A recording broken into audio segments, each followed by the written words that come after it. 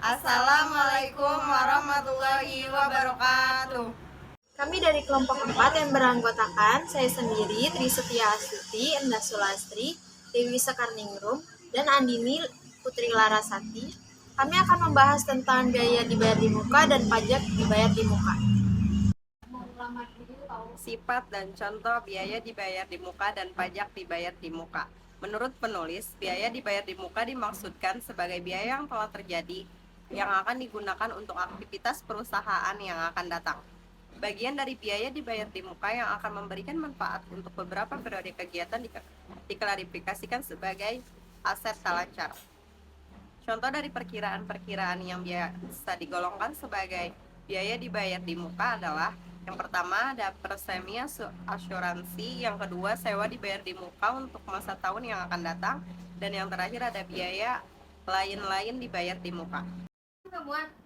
Pajak dibayar di muka adalah pajak yang dibayar oleh perusahaan setiap bulan atau dipotong atau dipungut oleh pihak ketiga dan akan diperhitungkan sebagai pajak kredit pajak di akhir tahun untuk pajak penghasilan atau di akhir bulan untuk PPN.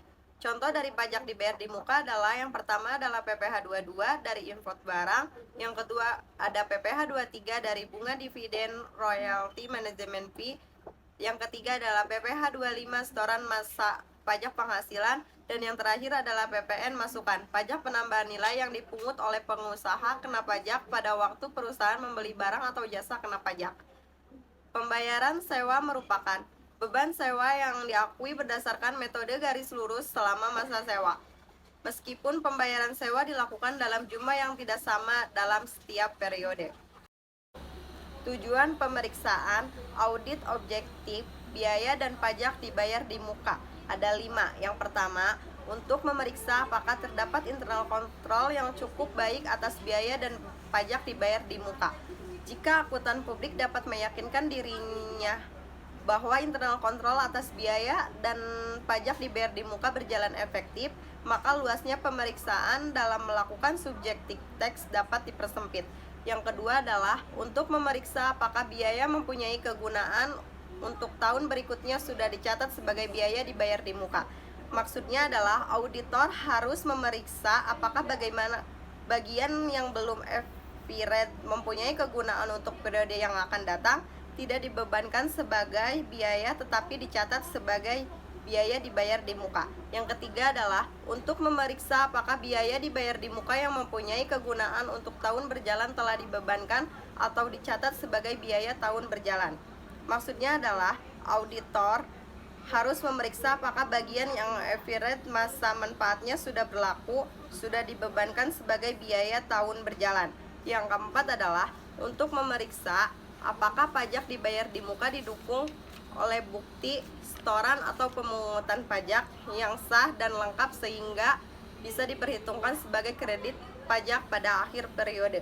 Dan yang terakhir, untuk memeriksa apakah penyajian biaya dan pajak dibayar di muka dalam laporan keuangan sudah dengan standar akuntansi keuangan di Indonesia. Selanjutnya saya akan membahas tentang prosedur pemeriksaan biaya dan pajak dibayar di muka yang disarankan. Jadi prosedur pemeriksaan itu dibagi menjadi 2. Yang pertama prosedur complaint test dan yang kedua prosedur substantive test. Prosedur pemeriksaan substantive test itu akan dibagi dalam beberapa bagian, yaitu yang pertama sewa dibayar di muka, yang kedua premi asuransi dibayar di muka, biaya advertensi dibayar di muka, dan terakhir pajak dibayar di muka.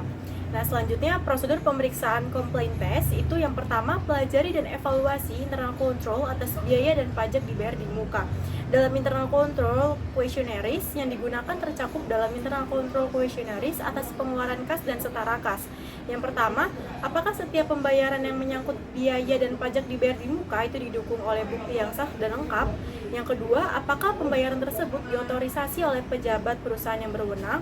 Yang ketiga, apakah bukti setoran pajak, faktur pajak masukan, bukti pemotongan pajak oleh pihak ketiga di-file dengan baik dan rapi? Yang terakhir, apakah lease agreement, insurance policy di-file dengan baik dan rapi?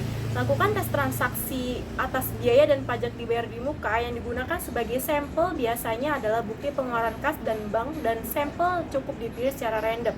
Nah, yang kedua, tadi kesimpulan mengenai internal control atas biaya dan pajak dibayar di muka. Jika dari tes transaksi auditor tidak menemukan suatu kesalahan, maka auditor bisa menyimpulkan bahwa internal kontrol atas biaya dan pajak dibayar di muka berjalan efektif. Karena itu substantif tes atas perkiraan biaya dan pajak dibayar di muka bisa dipersempit. Kemudian, prosedur pemeriksaan substantif premi asuransi dibayar di muka atau prepaid insurance. Yang pertama, minta rincian prepaid insurance per tanggal laporan posisi keuangan atau neraca. Yang kedua, cek matematikal asuransi.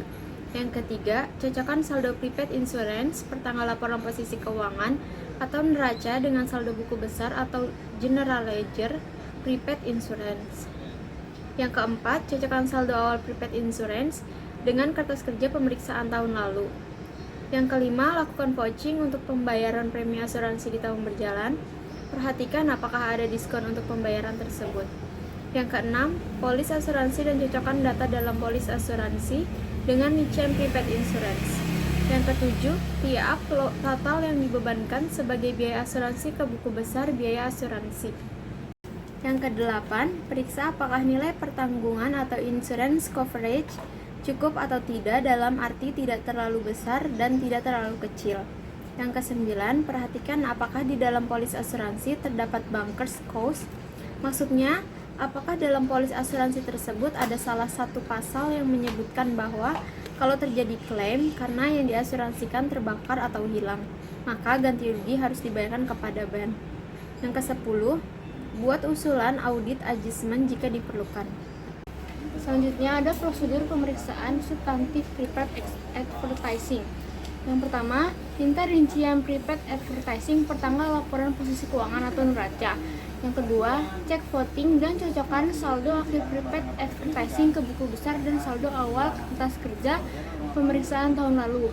Yang ketiga, periksa bukti pembayaran dan surat perjanjian untuk iklan di TV, radio, atau billboard, dan bukti pembelian untuk barang-barang souvenir.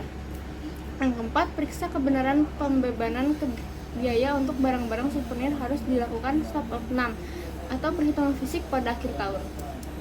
Selanjutnya ada prosedur pemeriksaan substantif prepaid tax.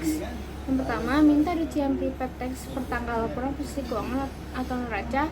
Rincian bisa per jenis pajak atau dicampur. Yang kedua, cek voting dan cocokkan saldonya dengan buku besar. Yang ketiga, untuk pajak penghasilan, bandingkan angka prepaid tax di rincian dengan SPT PPh Badan.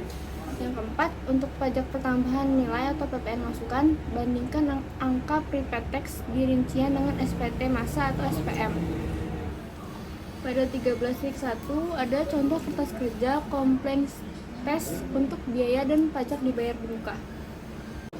Selanjutnya pada 13.2 ada contoh top schedule atau prepaid tax and expense. Kemudian pada gambar 13.3 ada contoh kertas kerja pemeriksaan sewa dibayar di muka. Pada gambar 13.4 ada contoh kertas kerja pemeriksaan prepaid insurance. Selanjutnya pada gambar 13.5 ada contoh top schedule atau prepaid tax and expense. Sekian presentasi dari kami, kurang lebihnya mohon maaf.